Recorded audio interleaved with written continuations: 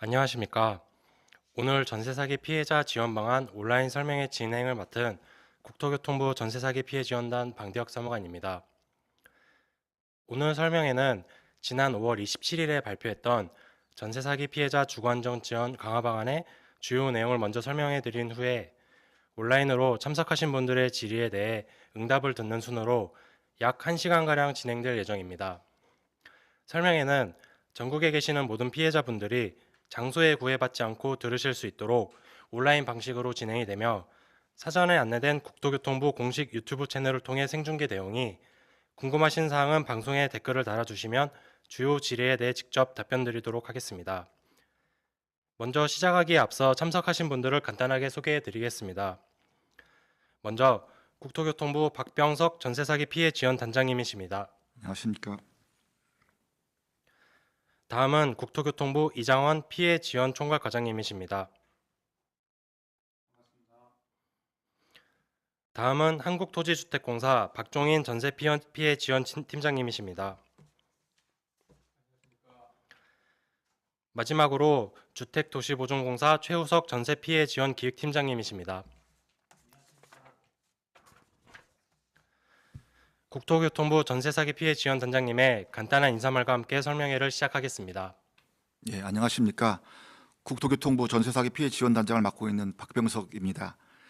생업에 종사하시는 분들을 고려해서 부득이 퇴근 이후인 금요일 저녁에 설명회를 개최하게 되었습니다. 그럼에도 불구하고 많은 분들이 참석해 주셔서 감사드립니다. 정부는 지난달 27일에 전세사기로 피해를 보신 분들을 위해서 현실적이고 신속한 피해 지원을 받을 수 있도록 하기 위해 전세사기 피해자 주거안정 지원 강화 방안을 본인이 어떻게 지원을 받을 수 있는지, 얼마나 지원을 받을 수 있는지 궁금하실 것으로 알고 있습니다. 오늘 설명을 통해서 그러한 의문점을 해소하시면서 피해자분들께서 최대한 피해를 구제받을 수 있도록 저희가 적극 안내해 드리겠습니다. 또한 앞서 설명해 드렸듯이 궁금한 사항이 있으신 분들은 댓글에 질문을 남겨주시면 실시간으로 답변해 드리도록 하겠습니다. 예, 이상입니다. 다음은 전세사기 피해자 주거안정 지원 강화 방안의 세부 내용에 대해 한국토지주택공사 박종인 전세피해 지원팀장님이 설명드리도록 하겠습니다.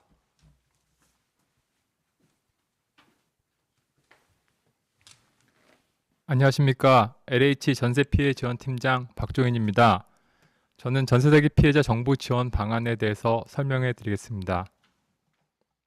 주로 설명드릴 내용은 1번에서 4번은 그간에 시행되었던 주요 방안을 간단히 설명드리고 5번째 전세사기 피해자 주거안정 지원 강화 방안에 대해서 자세히 설명해 드리겠습니다. 그리고 마지막으로 기대 효과에 대해서 말씀드리겠습니다. 첫 번째, 현재 전세사기 피해자 주거지원 방안 개요를 말씀드리겠습니다.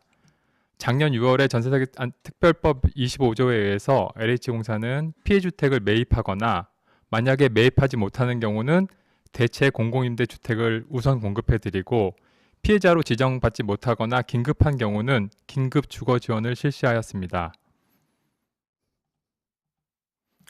이 세부 내용으로 보고 매입이 가능하시면 아까 말씀드린 대로 피해주택에 계속 거주하게 되는 거고 매입이 곤란할 경우는 대체 공공임대주택에 우선 공급을 하도록 되어 있습니다. 그리고 피해 결정 전에 경공매가 완료되거나 피해자 등 신탁사기 피해자 등으로 지정되는 경우 대체 공공임대주택 우선 공급을 하게 되었습니다. 그리고 허그의 전세피해지원센터에 긴급 주거자 신청하신 경우는 공공임대주택의 긴급 주거 지원을 지원해 드렸습니다. 저희가 이제 매입 목적 같은 경우는 피해주택 매입을 통한 전세사기 피해자의 안정적 거주 지원이 최우선의 목표였습니다. 그 다음에 매입 방법 같은 경우는 저희 LH공사가 시행하고 있었던 매입임대 방식을 준용해서 매입을 하게 됐는데 저희 매입임대 주택 같은 경우는 여러 가지 제약사항이 있는데 그런 제약사항을 전부 다 좀 완화시켜서 피해 요청하는 전 지역이라든가 주택 권령도 제한이 없고 저희가 이제 매입을 못하는 경우는 위반 건축물이나 중대 하자가 있는 경우 빼놓고는 다 매입을 하도록 방침을 세웠습니다. 그리고 크게 피해자한테 공공임대 우선주택을 우선 공급하고 긴급 주거 지원을 시행하였는데 임대 조건 같은 경우는 대체 공공임대 주택 같은 경우는 최대 20년 동안 거주하실 수 있었습니다. 그리고 긴급 주거 지원은 최대 2년 거주가 가능한데 보증금 없이 임대료는 시세의 30%를 적용하였습니다. 그간의 제도 개선을 말씀드리겠습니다. 저희가 주로 공급하는 공공임대주택 같은 경우는 LH가 관리하고 있는 매입임대주택을 이용하였는데 전세임대 제도를 도입해서 피해주택 인근에 피해자가 선호하는 지역에 매입임대주택이 없을 경우는 전세임대주택도 지원해 드렸습니다. 그리고 다가구 주택 매입 요건도 좀 완화를 하였습니다.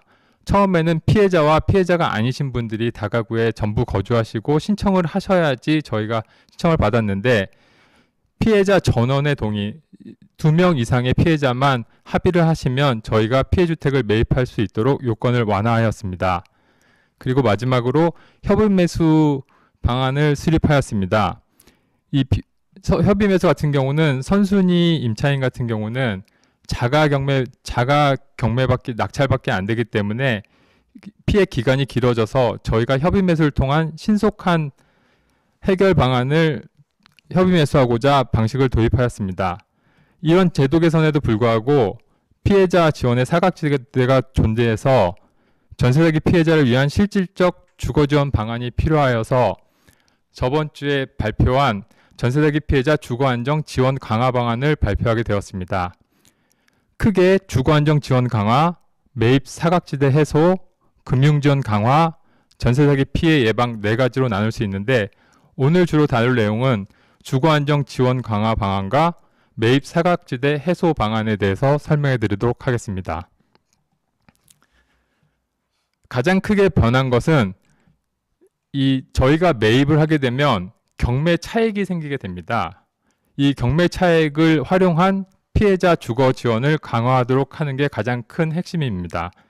현행 기준 같은 경우는 저희 LH가 피해자로부터 우선 매수권을 양도받아서 피해주택을 매입 후 피해자가 계속 거주 지원을 하게 되는데 이런 경우는 피해자가 거주의 안정성은 같지만 그 외에 사실은 임차금 보전이 좀 어려운 상황이었습니다. 이 개선 방안으로는 현 공공매 방식을 통해 저희가 LH가 저가로 낙찰을 받으면 피해주택의 시세를 반영한 감정평가를 하고 그 감정평가와 낙찰가의 차액을 활용하여 피해자 주거 지원을 강화하도록 하는 게 가장 큰 요점입니다. 그리고 피해주택을 거주하시면 최초 10년간은 임대료는 경매 차익으로 지원해드리고 경매 차익이 혹시 적은 경우는 재정 보조를 통해서 임대료를 지원하게 됩니다. 다음입니다. 요 경매 차익 활용 예시에 대해서 설명을 드리겠습니다. 지금 1번, 2번, 3번으로 경매 차익으로 임대료 차감이 발생하지 않는 경우입니다. 예를 들어서 LH가 감정가가 2억 3천만 원짜리 주택에 대해서 선순위 근저당권이 1억 4천 있고 후순위 보증금이 1억 5천 있는 주택에 대해서 저희가 낙찰을 만약에 1억 5천에 낙찰을 받게 되면 요 밑에 표를 보시는 것처럼 경매 차익이 8천만 원이 발생하게 됩니다. 이 낙찰가가 1억 5천이라면 선순위 근저당권 1억 4천을 제외하고 낙찰가 이 피해자분들에게는 배당금 1천만 원 정도가 지급되고 나머지 경매 차익 8천만 원이 생기게 됩니다. 기존의 방식대로라면 피해자분께서는 배당금 외에는 받으실 금액이 없었는데 이 경매 차익 8천만 원을 가지고 저희가 보증금으로 활용하고 보증금으로 활용하게 되면 주거비의 부담이 없으시게 됩니다. 예를 들어서 요 5천만 원을 보증금으로 활용하게 되면 8천만 원에서 3천만 원 정도가 남게 됩니다. 그 3천만 원 같은 경우는 계약 시 바로 지급해 드리고 퇴거 시 5천만 원을 나머지를 지급해 드리는 방안입니다. 다음 페이지입니다. 이거 같은 경우는 부산에 지금 말씀드리는 건 다 예시입니다. 그냥 뭐 실제 이제 벌어진 상황이 아니고 저희가 이제 시뮬레이션을 돌려서 예시로 말씀드리는 겁니다. 감정가가 2억 3천만 원짜리 주택을 선순위 근저당권이 2억이 있고 후순위 보증금이 1억이 있는데 만약에 LH가 1억 9천에 낙찰을 받게 되면 경매 차익이 4천만 원이 발생하게 됩니다. 이렇게 되면 선순위 근저당권자가 2억을 갖기 때문에 낙찰가 1억 9천은 선순위 근저당권 배당으로 다 가고 후순위 피해자에는 배당금이 없게 됩니다. 하지만 이 경매 차익 4천만 원을 가지고 경매 4천만 원을 보증금으로 활용할 경우는 10년간 거주비가 또 없게 됩니다.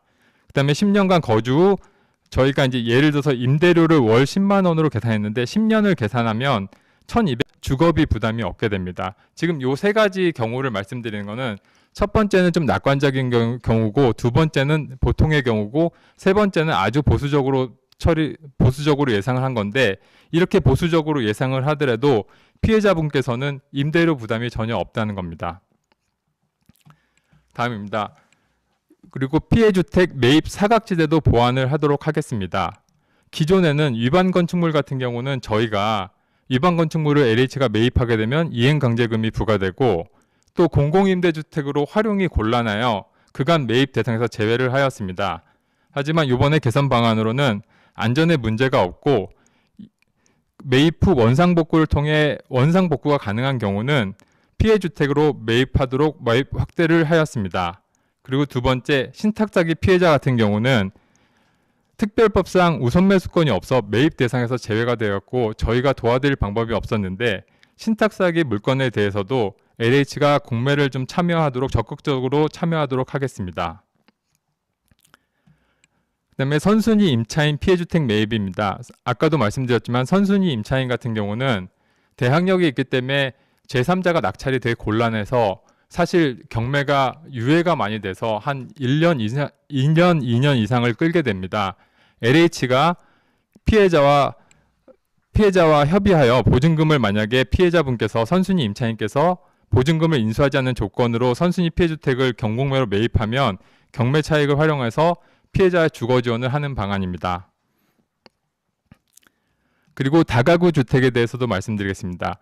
이 다세대 주택이나 다가구 주택이나 경매 차익이 발생하면 피해자분들한테 지원해 드리는 건 마찬가지인데, 다세대 같은 경우는 1인 거주기 때문에 전혀 피해 차익에 대해서 지원해 드리는 게 별 문제가 없었는데, 다가구 같은 경우는 여러 피해자가 있기 때문에 이 피해자분들 간의 안분이 필요합니다. 그래서 저희가 피해 금액에 따라서 안분을 하게 되어 있습니다. 이런 자세한 설명은 제 다음에 허그 팀장님께서 좀 더 사례에 대해서 말씀드리도록 하겠습니다. 그리고 저희가 아까도 말씀드렸지만 공공임대 무상으로 10년 동안 거주할 수 있도록 재정을 통해 지원하고, 또 계속 거주 희망 시 10년을 추가하여 거주하실 수 있도록 하겠습니다. 그리고 이번에 3월 19일 날 신축 매입임대 공급 확대 방안을 발표해서 저희가 만약 피해를 받더라도 피해 지역 인근에 공공임대주택이 없으면 피해자분들이 거주하시기가 어려운데, 인근의 선호도가 높은 매입임대주택을 매입하여서 피해자 지원주택으로 공급하도록 하겠습니다. 그리고 생업, 질병, 학업 등 불가피한 이전 사유가 발생할 시 다른 지역까지 공공임대주택을 지원하도록 하겠습니다.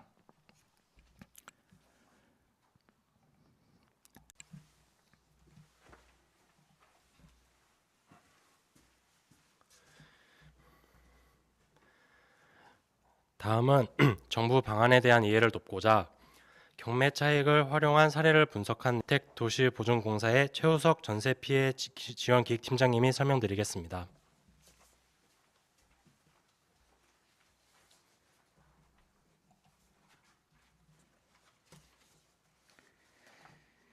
안녕하십니까. 허그 전세 피해 지원 기획팀장 최우석입니다. 먼저 정부의 전세 사기 피해자 주거 안정 지원 강화 방안의 주요 내용에 대해서 간단히 설명드리고 나서 경매 차익을 활용한 사례를 분석한 내용을 설명드리도록 하겠습니다.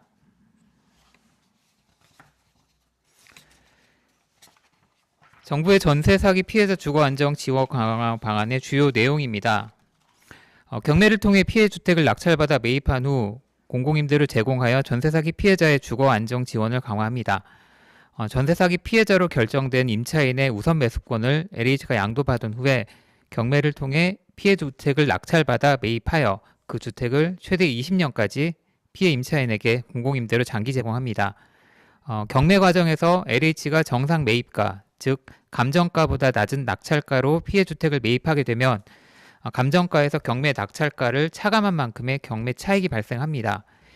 이렇게 발생한 경매 차익은 공공임대 보증금으로 전환하여 충당하고 남은 월 임대료는 경매 차익으로 차감하여서 최초 10년 동안 피해 임차인은 월 임대료 부담 없이 무상으로 거주할 수 있습니다.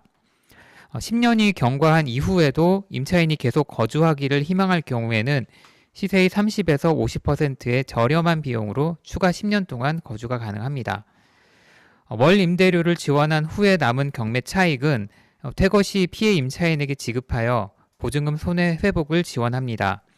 만일 경매 차익을 전부 보증금으로 전환하고 거기에 기금 버팀목 보증금 대출을 추가로 받아서 월 임대료가 전혀 없는 전세로 임대 조건을 변경을 하게 되면 월 임대료 차감 없이 경매 차익을 퇴거 시에 전부 지급받을 수도 있습니다.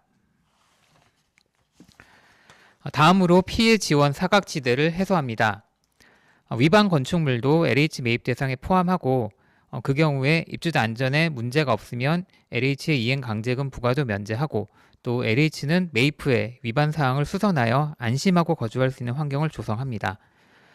또한 특별법상 우선 매수권이 없어서 매입 대상에서 제외되었던 신탁사기 피해자의 경우에도 LH가 피해주택의 공공개 매각 절차에 참여하여 매입할 수 있도록 하고요. LH가 이를 매입한 후에는 경매처럼 공매 차익을 활용하여 동일하게 임차인을 지원하도록 합니다. 다음으로 다가구 주택도 피해자 전원이 동의할 경우에는 LH가 경매에 참여하여 매입하도록 하고 경매 차익을 피해액 비율대로 안분 지원하여 특히 후순위 피해 임차인의 보증금 피해 회복을 지원하도록 합니다. 자세한 내용은 뒤에 사례에서 더 설명을 드리도록 하겠습니다. 다음으로 경매 차익을 활용한 사례를 분석한 내용을 설명드리도록 하겠습니다. 사례 분석 시에 적용한 기본 가정을 먼저 말씀드리겠습니다. 저희 허그 전세 피해 확인서를 발급받은 전세 피해 임차인의 실제 피해 주택을 대상으로 분석을 진행했습니다. 해당 피해 주택 소재 지역의 그 유형별 최근 1년간 경매 낙찰가율 평균값을 적용을 해서 예상 낙찰가를 산출을 했고요. 이 경우 이제 선순위 근저당 채권액과 배당액은 등기부상에 나타난 채권 최고액을 기준으로 산정하였습니다. 분석의 편의를 위해서 배당액 산정 시에 법원 경매 집행 비용이나 선순위 조세 채권 등은 고려 대상에서 제외하였고요. 경매 차익을 산정할 때 LH에서 주택 매입 시 소요되는 비용 등은 고려 대상에서 제외하였습니다. 피해 임차인의 해당 임대주택에 대한 임대 조건은 해당 피해주택 소재 지역의 LH 매입 임대 평균 임대 조건을 적용하였으며 시세의 30% 수준으로 가정하였습니다. 본 사례 분석은 여러 가지의 가정을 기반으로 분석한 것이기 때문에 실제 감정가나 또 선순위 채권 금액, 또 실제로 경매가 얼마에 낙찰되느냐에 따라서 피해 임차인에 대한 지원 효과는 본 분석 결과와 차이가 있을 수 있다는 점을 미리 말씀드립니다.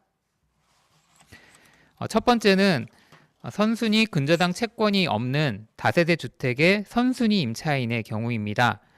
해당 주택은 서울 강서구 소재 주택이고요. 주택 감정가는 2억 2,800만 원, 임차인 보증금은 2억 4,800만 원입니다.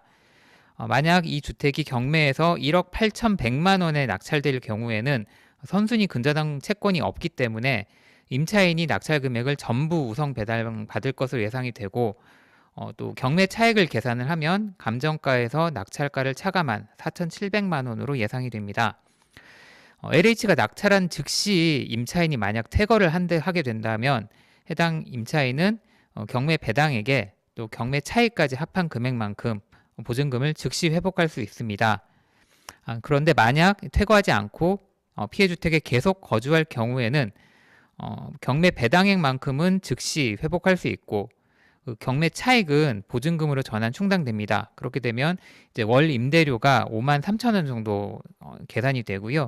이 53,000원은 매월 경매 차익에서 차감 지원되기 때문에 10년간 약 600만 원가량 임대료로 차감이 됩니다. 그렇게 되면 10년 뒤에 경매 차익이 약 4천만 원 정도가 남게 되는데 이 금액은 퇴거 시에 임차인에게 지급이 됩니다.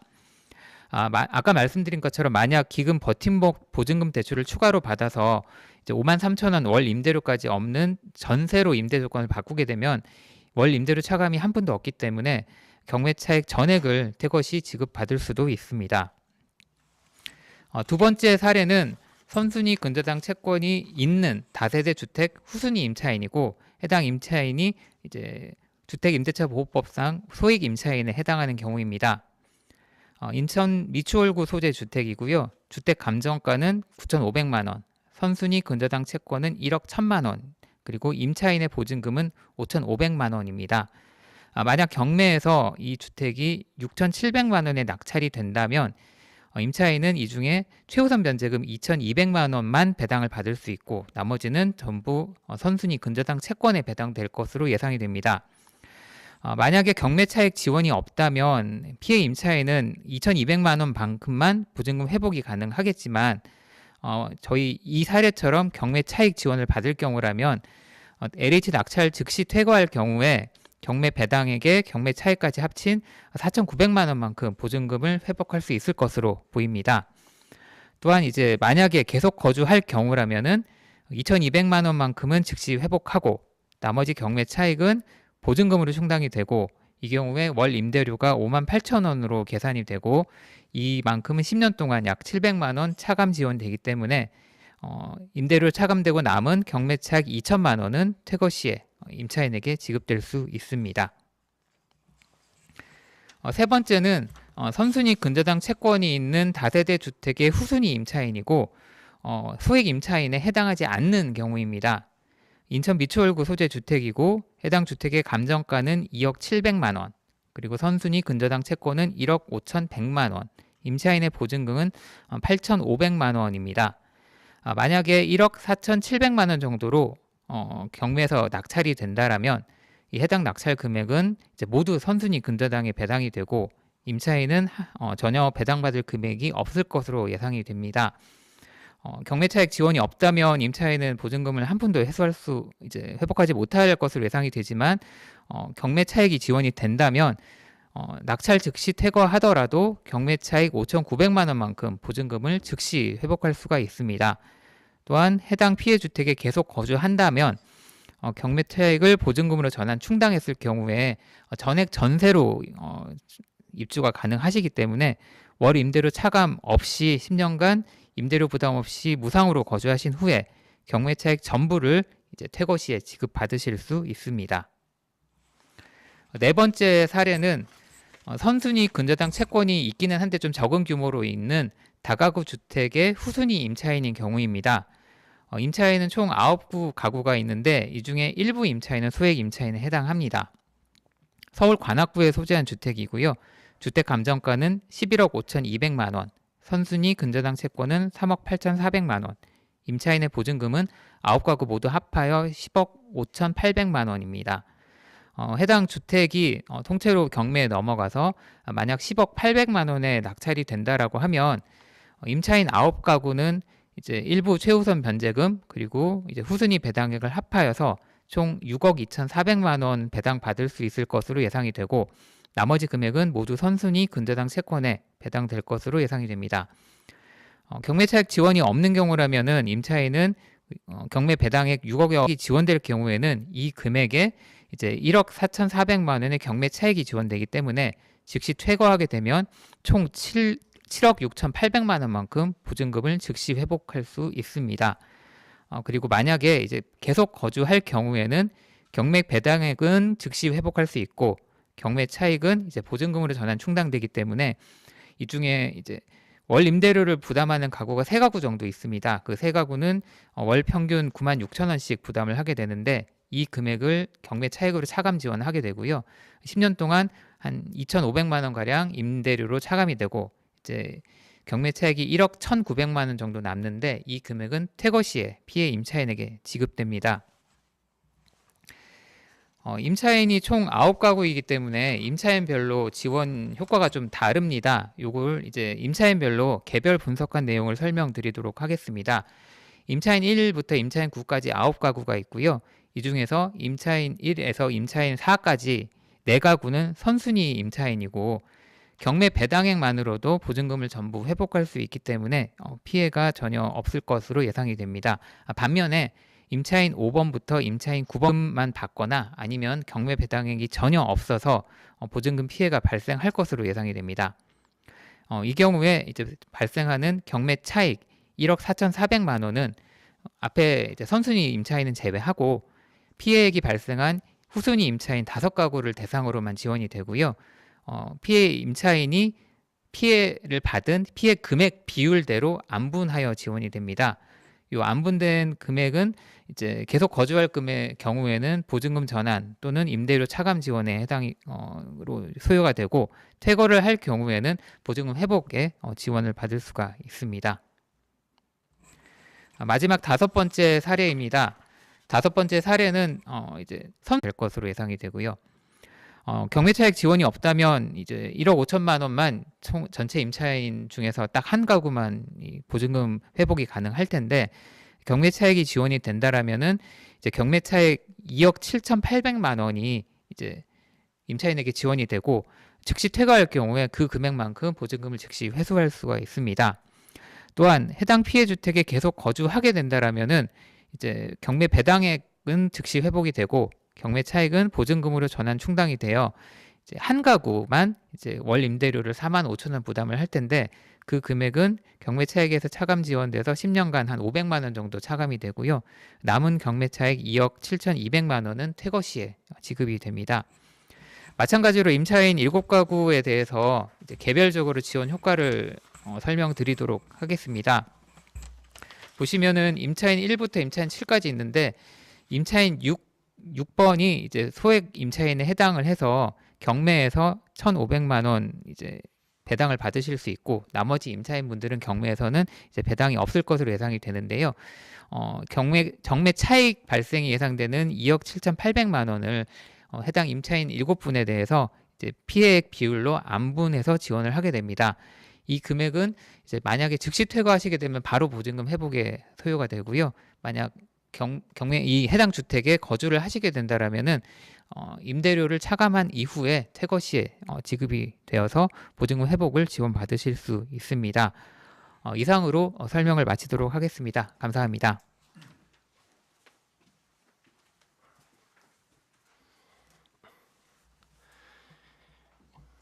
관련 내용에 대한 설명을 마치고 이제는 여러분들이 궁금해하시는 사항에 대해 답변을 드리는 시간을 갖도록 하겠습니다. 정보안에 대한 의견이 있으신 경우에도 말씀 주시면 감사하겠습니다. 댓글로 질의하신 내용입니다.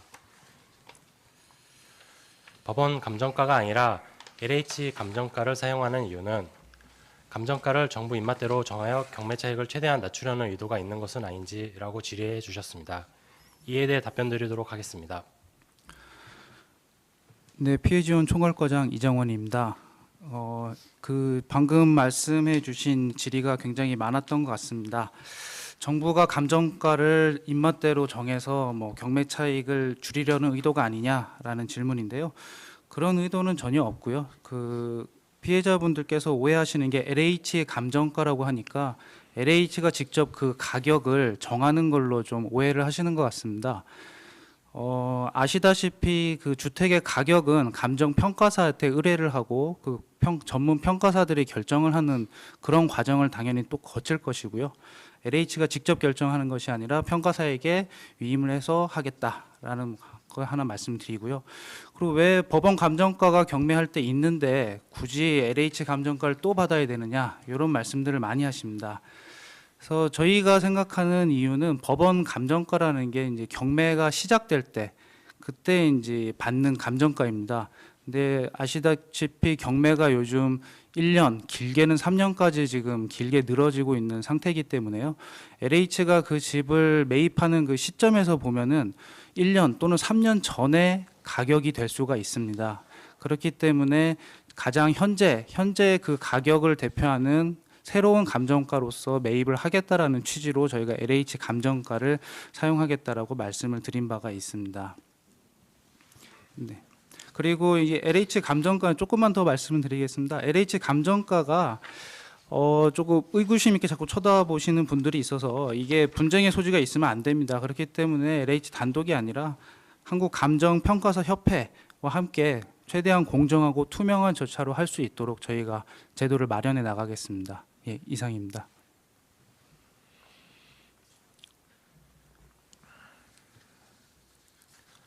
네, 다음 질의입니다. 이곳에서 하루라도 빨리 벗어나고 싶은데 반드시 10년을 살아야 하는 것인지에 대해 질의해 주셨습니다. 이에 대해 답변 드리겠습니다. 네, 저도 방금 채팅창을 계속 보고 있었는데요. 요 질의가 굉장히 많았던 것 같습니다. 10년 동안 여기에 계속 살기 싫어요라고 쭉 올려주시는 분들이 있었는데요. 저희가 그 경매 차익을 그 임대료로서 전환해서 지원해드리고 퇴거할 시에 그 남은 잔액을 돌려드리겠습니다라고 표현을 했더니 꼭 10년을 계속 살아야 된다라고 이제 좀 오해를 하시는 것 같습니다. 퇴거 시기는 피해자분들께서 결정을 하실 수가 있습니다. 10년을 꼭 채우셔야 되는 것이 아니고요. 한 2년만 살다가 2년 뒤 퇴거하시겠다 하면 그 시점에서의 그 경매 잔액을 다 돌려받으실 수가 있고요. 심지어는 경매가 끝나자마자 나는 이 집에서 전혀 살고 싶지 않다 하면 바로 퇴거를 결정하셔도 됩니다. 그러면 경매가 끝나고 그 계산이 되는 경매 차액을 전액을 즉시 지급해 드릴 수 있는 그런 방안으로 추진할 계획입니다. 다음 질의입니다. LH가 우선 매수권을 100% 사용하는 것은 아닐 텐데 어떤 기준으로 가격 적정성을 판단하는지에 대해 질의해 주셨습니다. 이에 대해 답변 드리겠습니다. 네, LH가 우선 매수권을 100% 사용하는 것은 아닐 텐데라고 하셨는데요. 일단 피해자분들께서 LH한테 우선 매수권을 양도를 해주십니다. 그 양도받은 우선 매수권을 가지고 경매에 참여해서 그 남들과는 다르게 우선 매수권을 갖고 이제 경매에 참여하다 보니까 좀 더 그 우월한 지위에서 낙찰을 받을 수가 있는 상황입니다. 그래서 질문 한 번만 다시 보여주시겠습니까?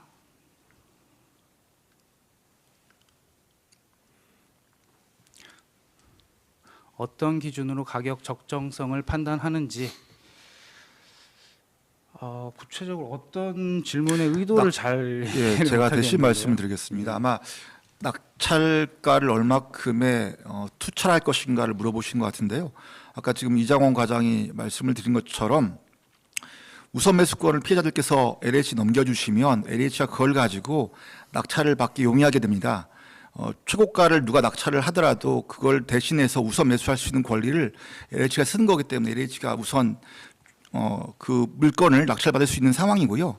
다만 어느 정도 수준에서 우선 매수권을 행사할 것인지는 저희 내부적으로도 검토하고 있습니다. 이게 중요한 사항이기 때문에 이것이 저희가 피해자 구제와 피해자 회복 지원도 필요하지만 그 외에도 많은 다른 그 어떤 세력들이 있을 수 있습니다. 경매 시장이라는 게 정부가 직접적으로 다 관여할 수 있는 사항이 아니고요.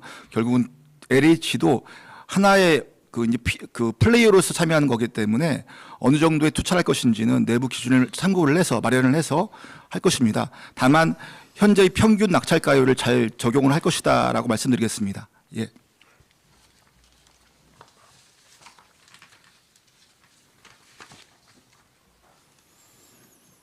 다음 질의입니다. 경매가 완료되어 후순위 임차인으로서 보증금을 받지 못하고 퇴거당하였습니다. 이런 상황에는 지원이 불가능한 것인지에 대해 질의해 주셨습니다. 이에 대해 답변 드리겠습니다. 네, 아까 저도 채팅창 보다 보니까 이제 경매가 완료되신 분이 계셨던 것 같습니다. 그러면 이번 대책에서 배제가 되는 것이 아닌가라는 우려를 말씀하셨는데요. 이렇게 경매가 완료되면은 LH가 그 경매에서 매입을 해야 될 주택 자체가 없는 상황입니다. 그렇기 때문에 경매 차익이 발생할 수는 없고요. 그래서 이런 경우에 있어서는 저희가 그 인근에 있는 대체 공공 임대를 제공을 해드릴 것이고요. 그 대체 공공 임대에서 10년간 무상으로 거주하실 수 있도록 국가 재정으로 보조를 해드릴 계획에 있습니다. 정리해드리자면 경매에서 LH가 매입을 하지 못하더라도 저희가 10년간은 무상으로 그 집에 계속 무상으로 거주하실 수 있게 지원을 해드리겠다는 말씀을 드리겠습니다. 예, 참고로 지금 이장원 과장이 말씀을 하신 대로 저희가 이번에 가장 크게 주안점을 둔 것이 경매 차익을 활용해서 피해자의 보증금도 회복을 지원해 드리는 것도 있고요. 경매로 매입할 수 없는, 낙찰받을 수 없는 사각지대를 해소하자는 것도 있었습니다.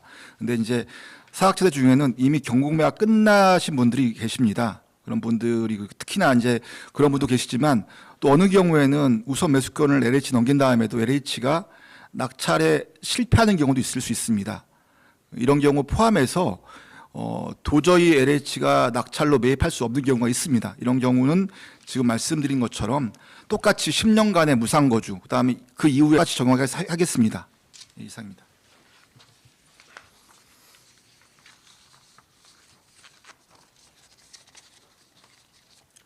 다음 질의입니다. 선순위 임차인은 제3자가 낙찰자가 없기 때문에 낙찰금은 임차인이 정하기 나름인데 이 경우 LH가 어느 수준으로 매입해 줄 것인지에 대해 질의하셨습니다. 이에 대해 답변 드리겠습니다. 아까 말씀드린 사항이랑 비슷한데요. 예, 그 선순위 임차인은 현재도 인수주의라고 해서 전액 100%의 그 보증금을 인수하도록 되어 있습니다. 누가 낙찰 받더라도. 그래서 제3자가 들어오기를 바라고 있는 상황이지만 잘 안 되고 있고 결국 셀프 낙찰 외에는 쉽지 않은 상황입니다. 이런 상황이다 보니까 경매를 통해서 퇴거당하진 않지만 지금 이제 빨리 피해 보증금을 회복하고 싶은 입장이신 걸 알고 있습니다. 그래서 100% 전액에 인수를 하는 것을 일부 포기하시는 조건으로 저희가 LH가 그 물건에 대해서도 투철에 들어갈 텐데요. 그 금액에 대해서도 경매 차익이 많거나 경매 차익이 적거나는 큰 차이가 없는 게 선순위 임차인의 경우에는 결국에는 경매 차익이 많아도 돌려받을 수가 있고요. 경매 차익이 적더라도 선순위 배당이 되기 때문에 금액은 뭐 크게 대동소이할 것이라고 생각합니다. 다만 LH의 투찰 금액은 아까 말씀드린 것처럼 이런 물건들은 이 정도에 들어간다. 저런 물건들은 저렇게 들어간다라고 어느 정도 이제 판단과 분석이 되겠지만 그 전까지는 저희가 최대한 비밀을 지키면서 신중하게 투찰 금액과 기준들을 준비할 것입니다. 그런 부분은 조금 이해해 주시기 바랍니다.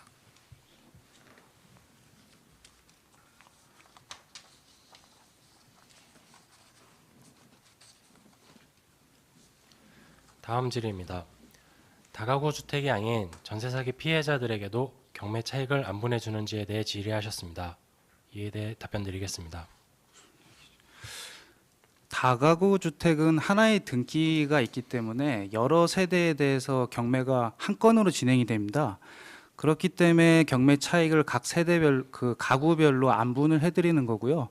다가구 주택이 아닌 전세 사기 주택의 경우에는 한 세대당 하나의 경매가 따로 이제 진행이 되게 됩니다. 그렇기 때문에 안분을 할 그 상황 자체가 생기지 않고 있고요.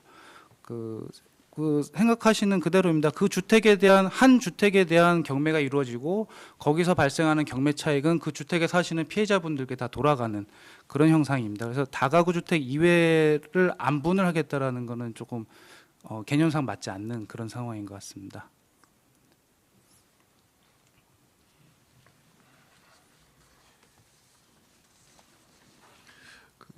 다음 질의입니다. 최우선 변제금의 기준이 임대인의 매입 시기, 근저당 설정 시기 등에 따라 다른데 현재 기준으로 최우선 변제금을 보전해 줄 수 없는지에 대해 질의하셨습니다. 이에 대해 답변 드리겠습니다. 예, 이거는 저희 뭐 전세 사기 특별법에 나와 있는 내용은 아니고요. 주택 임대차 보호법 시행령에 나와 있는 상황입니다. 이게 이제 한 2, 3년에 한 번씩 최우선 변제금의 기준이라는 그 이제 그 보증금 기준과 거기에 따라서 보호받는 소액 그 금액이 나와 있는 상황인데요.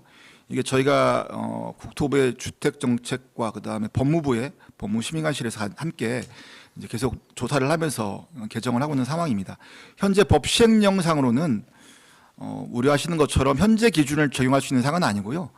그 당시에 계약 시점, 확정일자 시점으로 있을 때에 먼저 그 당시에 선순위 근저당이 있다 한다면 선순위 근저당 시점으로 회귀될 수밖에 없는 상황입니다. 이런 부분들인데 지금 이제 이 부분은 저희가 지금 최우선 변제금을 특별하게 뭐 언급하는 사항은 없어서 아마 이거는 야당 안을 가지고 한 말씀을 하신 것 같습니다. 저희의 정부 안에는 최우선 변제금만큼을 뭐 보장하거나 지원하는 사항들은 없습니다. 예. 네, 뭐 이어서 말씀드리자면은 저희가 지난주에 발표했던 그 대책 안에는 지금 최우선 변제금에 대한 얘기는 포함되어 있지 않고요. 질문은 아마 야당에서 발의했던 그 내용 중에서 이제 질문을 하셨거나 아니면 그것과도 별도로 그냥 주택 임대차 보호법 상에 있는 것들을 좀 더 그 많은 금액 현재 기준에 적용을 받아서 이제 줬으면 좋겠다. 뭐 이런 들으셨다시피 주택 임대차 보호법 같은 경우는 이제 정부 내에서 법무부와도 지금 긴밀한 협의를 해봐야 되는 부분인데 기존의 이제 채권 권리자들과의 관계가 있기 때문에 굉장히 신중하게 검토를 해봐야 되는 부분이라고 말씀을 드리고요. 야당 안에서는 지금 그 주택 임대차 보호법 상의 최우선 변제금만큼을 하한으로 두고 있다 보니까 지금 현재 기준이 아니라 그 질문하셨던 선순위 근저당 시점으로 올라가서 있는 기준을 적용하게 돼 있습니다. 현재 야당 안에 돼 있으면 그런 부분들이 있는데 그런 부분들은 좀 더 이제 검토가 되어야 된 부분인 것 같고요. 오늘은 저희 정부 대안에 대해서 좀 답변을 드리는 자리다 보니까 이 답변은 이 정도로 가름을 하고요. 저희 그 대안에 대해서 말씀해 주시면 더 상세히 답변을 드리도록 하겠습니다. 다음 질의입니다. 경매 차익을 돌려주려면 법률 개정이 필요한 것이 아닌지 정부안은 언제부터 실행이 가능한지에 대해서 질문해 주셨습니다. 이에 대해 답변 드리겠습니다. 예, 그렇습니다. 경매 차익을 돌려줄 수 있는 구조를 만들려면 특별법을 개정을 해야 됩니다. 그래서 저희가 지난주에 발표했던 것처럼 저희 정부 대안을 가지고 여러 의견을 들은 다음에 필요한 부분들은 보완을 해서 가급적 빠른 시일 내에 여와 야 협의를 거쳐서 저희 정부 대안을 개정안으로 제출할 예정입니다. 그래야지만 경매 차익을 문제 없이 피해자들한테 돌려줄 수 있는 구조가 됩니다. 이 부분들은 이미 과거에도 부도임대 주택법이라든지 지금 공공임대주택법에 비슷한 구조를 갖고 있는 조항들이 있습니다. 이런 부분들을 저희가 차용을 해서 큰 문제 없이 개정안이 제출되리라 생각하고 있습니다.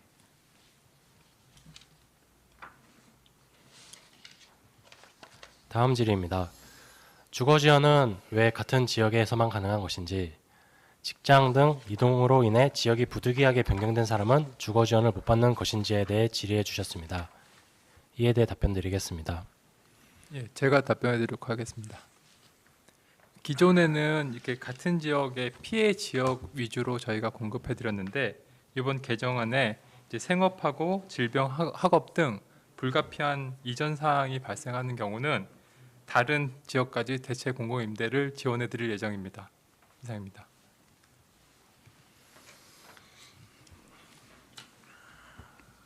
다음 질의입니다.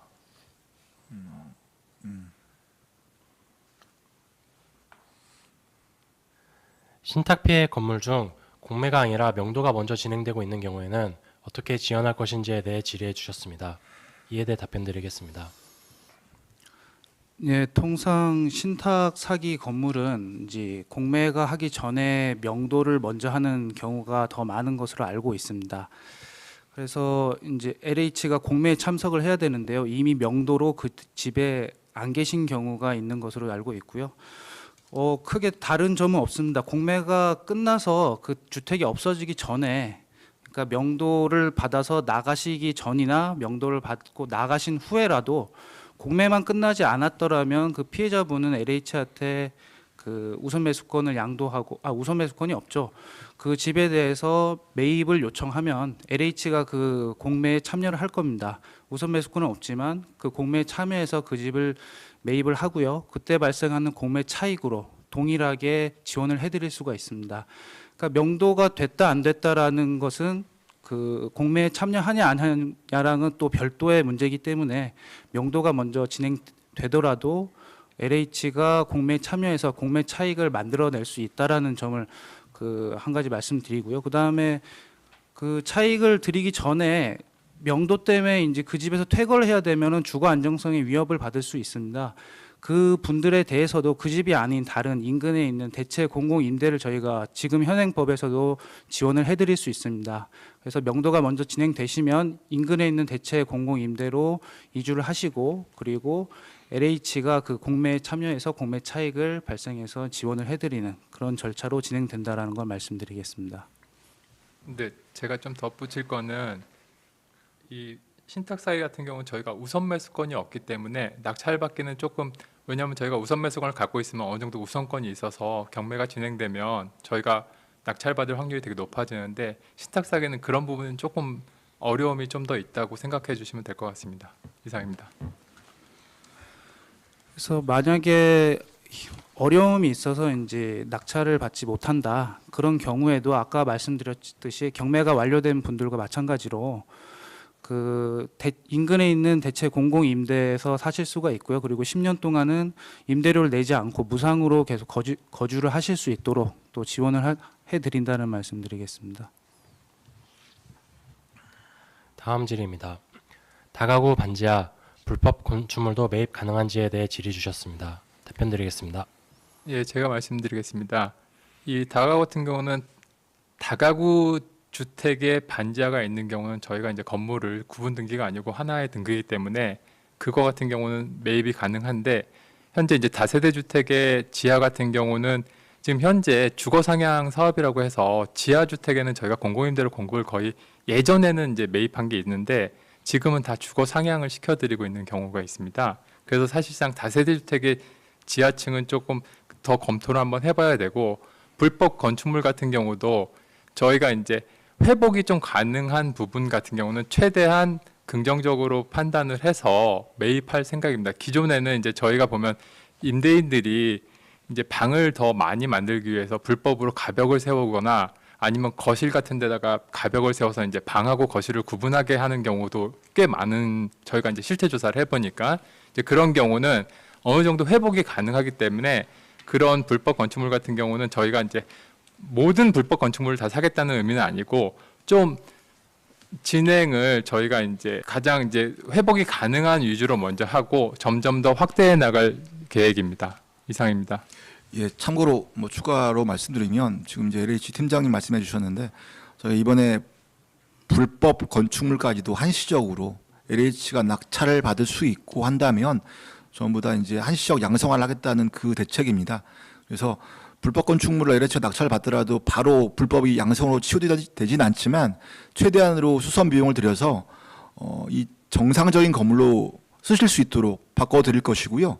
그런 과정에서 도저히 이 건축물은 불법을 치유하기가 너무 어렵다 이런 부분들은 저희가 참 고민을 많이 해봐야겠지만 그 외에 대부분의 경우는 수선 비용을 들인다면 양성으로 될 수 있고요. 합법화가 될 수가 있기 때문에 그런 부분을 최대한으로 노력을 해보겠습니다.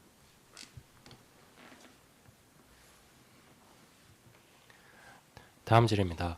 주택망이 아니라 준주택, 오피스텔 등도 매입 대상이 되는지에 대해 질의해 주셨습니다. 이에 대해 답변 드리겠습니다. 네, 뭐 기존에도 특별히 저희가 오피스텔을 매입을 안 하지는 않았습니다. 지금 기준도 지금 특별법으로도 충분히 매입이 가능한 사항으로 알고 있습니다. 이상입니다.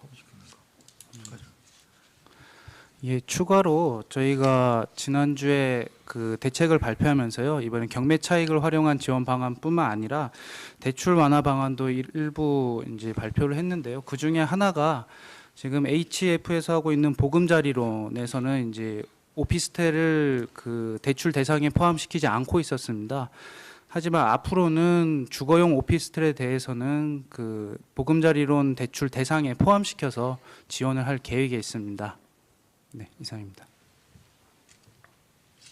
다음 질의입니다. 해당 정부안이 선구제 후회 수완에 비해 피해자에게 어느 부분에서 더 유리한지에 대해 질의해 주셨습니다. 이에 대해 답변 드리겠습니다.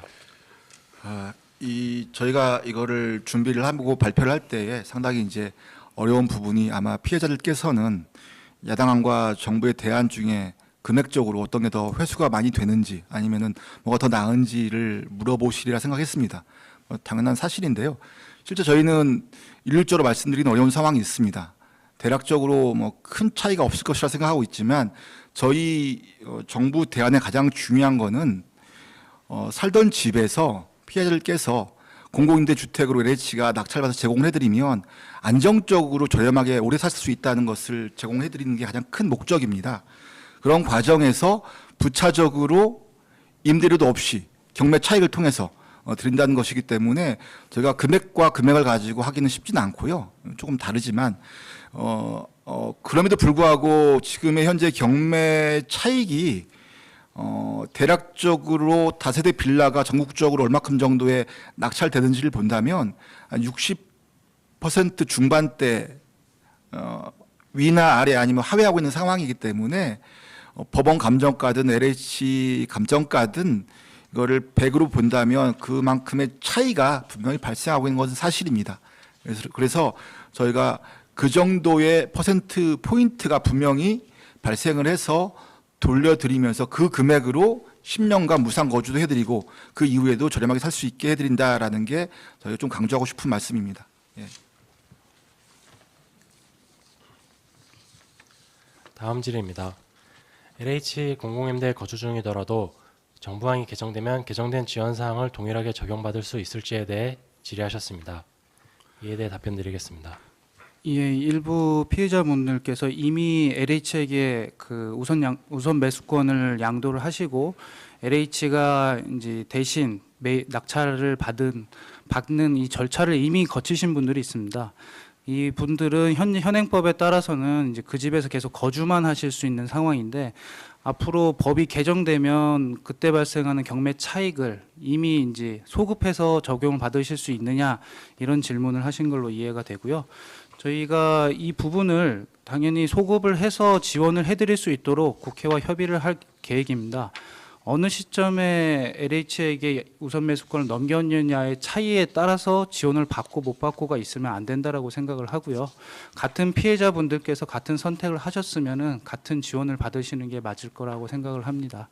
그래서 지금 제가 말씀드린 소급에 대한 취지는 국회에서도 충분히 이해를 해주실 것 같고요. 최대한 설득을 해서 그렇게 진행이 될 수 있도록 추진을 하겠습니다. 예, 추가적으로 말씀을 드리겠습니다. 그러니까 과거에 이미 이제 경공매가 끝난 분들, 이미 벌써 우선 매수권을 넘겨서 LH 공공임대 주택에 살고 계신 분들도 그런 혜택이 소급 혜택이 들어가겠지만 현재 시점에서도 이제 법 개정 이전이라도 법이라는 게 저희가 뭐 마음대로 할 수 있는 사항이 아니고 결국에는 여야의 입법부에서 통과를 시켜주는 상황이기 때문에 그 전에라도 지금 이 시점에서라도 많은 분들이 우선 매수권을 LH 넘겨주신다면 동일한 절차를 진행하면서 그에 대한 혜택, 공공주택의 안정적인 거주와 함께 경매 차익에 대한 부분들은 소급해서 지원할 수 있도록 국회와 협조를 한다면 분명히 충분히 이제 이루어지리라 생각하고 있습니다. 다음 질의입니다. LH 감정가 낙찰가는 어떻게 산정되는지 사전에 공개해 줄 수 있는지에 대해 질의하셨습니다. 이에 대해 답변 드리겠습니다. 이거는 보통 제가 예전에 뭐 토지 보상을 담당했던 그 과장의 입장입니다. 지금 좀 다른 측면인데요. 감정 평가라는 것은 기본적으로 뭐 사업별로 다 감정 평가를 하도록 되어 있습니다. 개발 사업이든 매입할 때 매입 임대 사업이든 특히 지금의 저희가 정부가 하려고 하는 대안은 기존에 이미 LH가 신축 약정돼 있는 건물이나 아니면 이미 지어진 건물들을 다세대 빌라들을 매입할 때 쓰는 방식입니다. 현재도 이미 지어진 연령이 별로 안 돼 있는 건물들을 매입할 때는 그 건물에 대한 감정평가를 맡기도록 되어 있습니다. 그래서 감정평가를 그 감정평가사한테 맡기는데 저희도 지금 조금 더 연구를 해봐야겠지만 이것을 뭐 1인 평가사한테 맡길 것인지는 좀 검토를 해보겠습니다만 이렇게 해서 뭐 2인 이상 맡길 수 있는 상황이고 해서 실제 똑같이 감정평가라는 공신력 있는 기관과 평가사를 통해서 평가 금액이 나오기 때문에 LH는 거기에 개입할 수는 없습니다. 이거는 뭐 기본적으로 전문 평가사 영역이기 때문에 그거하고는 관계없이 별도로 독립적 전문적으로 산정될 것입니다.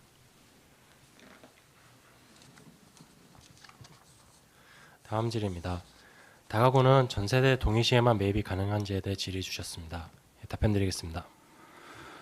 네, 다가구에는 하나의 등기에 여러 가지 가구가 하나의 등기에 살고 있는 그런 경우인데요. 그 임차인들 간에도 순위가 이제 나눠져 있습니다. 그래서 앞에 있는 선순위 임차인 분들은 경매만 해도 이제 다 돌려받으실 수 있는 분도 계시고 또 후순위에 계시는 임차인 분들은 이제 경매를 하면은 후순위이기 때문에 하나도 못 받으시는 분들도 계십니다. 그래서 임차인들 간에도 순위에 따라서 그 저희 이해관계가 다르게 작용하고 있고요. 그렇기 때문에 전 임차인의 동의를 얻는 것은 거의 불가능에 가깝다고 생각하고요. 그래서 저희가 전 임차인의 동의를 받을 필요는 없다라고 이제 제도를 좀 개선을 했습니다. 전 임차인이 아니라 그 후순위 임차인들, 그러니까 피해가 확실해서 저희 특별법에 따른 피해자로 인정받으신 분들의 동의만 받아 오시면 저희 LH에서 매입을 해드리는 조건으로 지금 제도를 개선한 바 있고요. 이렇게 한다라면은 이제 그 후순위에 있어서 그 경매 배당만 이해관계가 동의를 하실 거라고 생각을 합니다. 그분들끼리는 그 의견 합의가 돼서 이제 동의를 받으실 수 있기 때문에 LH 매입에 걸림돌이 되지 않고 진행이 잘 될 수 있을 거라고 생각을 합니다. 추가적으로 다가구 주택이 좀 복잡한 상황이다 보니까 실제로는 후순위 임차인 중에서 본인께서 피해를 보고 있는지를 모르시는 경우도 있습니다. 그래서 피해자 결정 신청을 하지 못하는 경우도 있기 때문에 저희가 요거가 이제 준비가 되면 바로 특히 대전이라든지 경산이라든지 다가구 주택들이 많이 밀집되어 있는 지역들을 중심으로 해서 설명회를 하면서 적극적으로 피해자가 예상되시는 분들은 저희 전세사기 피해 지원위원회 국토부에 피해자 결정을 할 수 있도록 신청해달라고 계속 요청할 것입니다. 피해자 결정이 되어야지만 이 같이 피해자끼리 이제 앞 선순위는 빼고요. 피해자끼리 동의를 할 수 있는 절차를 밟으러 나갈 수가 있고요. 왜냐하면 이 피해자들한테는 우선 매수권이 다 있기 때문에 모든 피해자끼리의 우선 매수권을 다 저희가 받아야지만 이제 경매에서 큰 충돌 없이 이행할 수가 있습니다. 이런 부분들을 이해해 주셔서 후순위에 계신 분들끼리는 조금 이제 논의를 하시면서 쉽진 않지만 모의 시기가 피해가 예상되면 적극적으로 저희한테 피해자 결정을 하기 위해서 신청해 달라고 서로 의견을 정보를 공유해 주시기 바랍니다.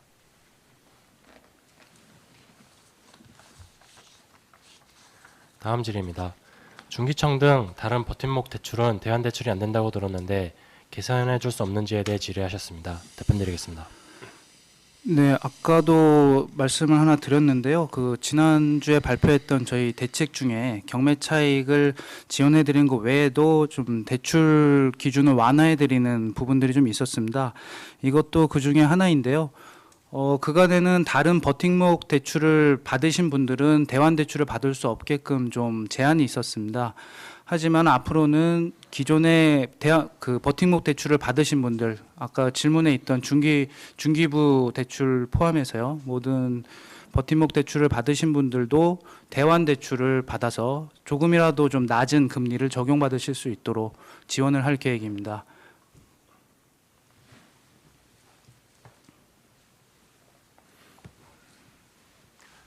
다음 질의입니다.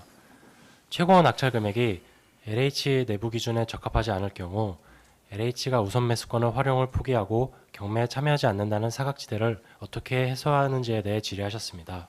이에 대해 답변을 드리겠습니다.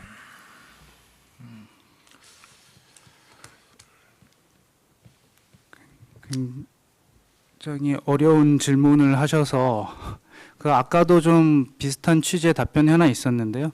LH에서 이제 경매에 참여해서 뭐 낙찰을 받는 그 과정에 있어서 LH 내부 기준을 표현을 하셨는데 내부 기준을 통해서 이제 낙찰을 이제 진행을 할 것이고요. 이 내부 기준은 이제 시장에 공개돼서는 안 되는 기준이 될 것입니다. 여기에 공개되는 순간 여러 가지 세력들에 의해서 이제 악용이 될 수가 있기 때문에 그런 상황 없이 이제 그 공개가 되는 상황은 벌어지면 안 될 것 같고요. 이런 상황에서 이제 어떻게 진행을 할 것이냐에 대한 문제인데요. 예. 검토를 하시죠. 예.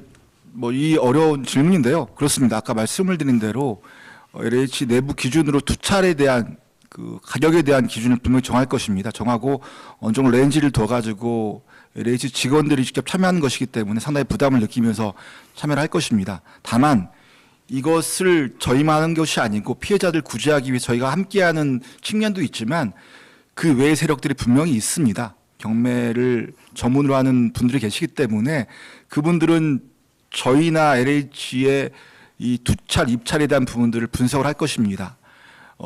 LH가 투찰할 수 없는 정도의 높은 가격으로 쓰는 경우가 있습니다. 왜냐하면 이 선중순위에 있는 그다음에 어떻게 우선 매수권 행사할 것인지 이런 부분들을 할 것이고, 참고로 우선 매수권 행사는 지방 법원별로 좀 다릅니다. 우선 매수권은 사전에 경매 개시 시점에 신청하는 경우도 있고요, 신고하는 경우도 있고, 그 당일날 현장에서 우선 매수권을 행사하겠다라고 말을 해서 쓰는 경우도 있기 때문에 이런 것들도 각 지방 법원별로 또 다르기 때문에 저희가 충분히 협의를 해서 논의를 한 다음에 결정을 하도록 하겠습니다.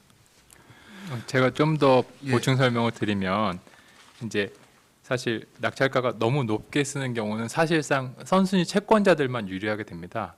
지금 그런 경우도 사실상 저희의 핵심은 그분들이 이제 저희가 낙찰을 못 받으면 그 주택에 살지 못할 뿐이지 그 인근의 대체 공공임대주택을 지원해드리도록 되어 있습니다.